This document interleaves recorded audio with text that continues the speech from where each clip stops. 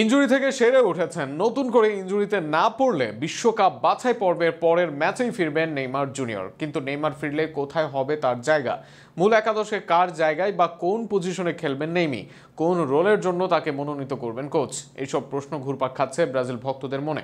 সব প্রশ্নের উত্তর নিয়ে বিস্তারিত থাকছে প্রতিবেদনে।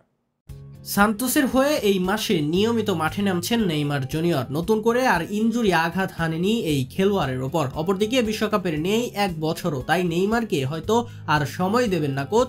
সবকিছু ঠিকঠাক থাকলে সেপ্টেম্বরে অনুষ্ঠিতব্য বিশ্বকাপ বাছাই পর্বের ম্যাচেই ফিরবেন নেইমার। তাকে নিয়েই মাঠে নামবে ব্রাজিল দল। কিন্তু নেইমি ফিরলেই কই খেলবেন তিনি? সান্তোসে এসে একবার তিনি বলেছিলেন গোলরক্ষক ছাড়া সব পজিশনেই তাকে খেলাতে পারে। সেটা সম্পূর্ণ না হলেও কিছুটা সত্য। আক্রমণ ভাগে নেইমির খেলায় ও পজিশনে বৈচিত্র্য রয়েছে, তাতে নেই কোনো সন্দেহ। কিন্তু বর্তমানে জাতীয় দলে নেইমার কই খেলবেন? সান্তোসে বর্তমানে অ্যাটাকিং মিডে খেলেন নেইমার। এই পজিশনে তাকে খেলাতে পারেন কোচ। সেই ক্ষেত্রে দুই উইংয়ে খেলবেন ভিনি ও রাফিনহা।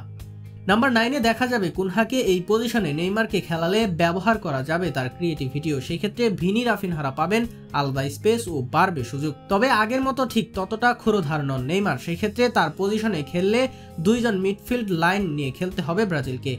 নেইমার এই অবস্থায় ট্র্যাক ব্যাক করতে পারবেন না ঠিকঠাক, ফলে কাউন্টার অ্যাটাকে বা পজিশনে খেলা দলের বিপক্ষে ভুগতে হতে পারে ব্রাজিল দলকে। অপরদিকে চাইলে নেইমারের পজিশনে রাফিনহা বা কুনহাকে রেখে নেইমারকে স্ট্রাইকার হিসেবে খেলানো যায়। যেহেতু নেইমির ফিনিশিং অন্য অনেক ব্রাজিলিয়ান থেকে বেশ ভালো, এর বাইরে এই মুহূর্তে সেরা ছন্দে যেহেতু নেই তিনি, নাম্বার 9 হিসেবে পুরো মাঠে দাপট দেখানোর দরকার নেই তার। ব্রাজিল দলে ভালো মানের ফিনিশার নেই, সেই অভাবটাও পূরণ করতে পারেন নেইমার। সেই ক্ষেত্রে রাফিনহা বা কুনহা খেলতে পারেন অ্যাটাকিং মিডফিল্ডার হিসেবে। এই দুইজন যথেষ্ট সাপোর্ট দিতে পারেন মিডফিল্ডকে। 4-4-2 ফরমেশনে ডাবল স্ট্রাইকারে ভিনির সাথে জুটি করতে পারেন নেইমার। সেক্ষেত্রে ডান দিক থেকে আলাদা ফ্রিডম পাবেন তিনি, মাঝ মাঠের সাথে লিঙ্ক আপ করতে পারবেন ভালো। সব মিলিয়ে নেইমারকে কাজে লাগানোর একাধিক সুযোগ থাকবে কোচের। তবে ব্রাজিল দলে আসলে মূল একাদশের শুরুতে সুযোগের সম্ভাবনা কমে যেতে পারে নেইমারের। সেক্ষেত্রে বদলি নেমে 30 থেকে 40 মিনিট খেলতে পারেন তিনি। এই সময় ভিনি, রাফিনহা, কুনহাদের পজিশনে নানা সময় পরীক্ষা করা হতে পারে এই সান্তোস তারকাকে। সেই পরীক্ষার মাধ্যমে বিশ্বকাপের আগে হয়তো কোচ নিরূপণ করতে চাইবেন কোথায় তার দলের সেরা তারকাকে খেলালে পাওয়া যাবে সর্বোচ্চ রেজাল্ট।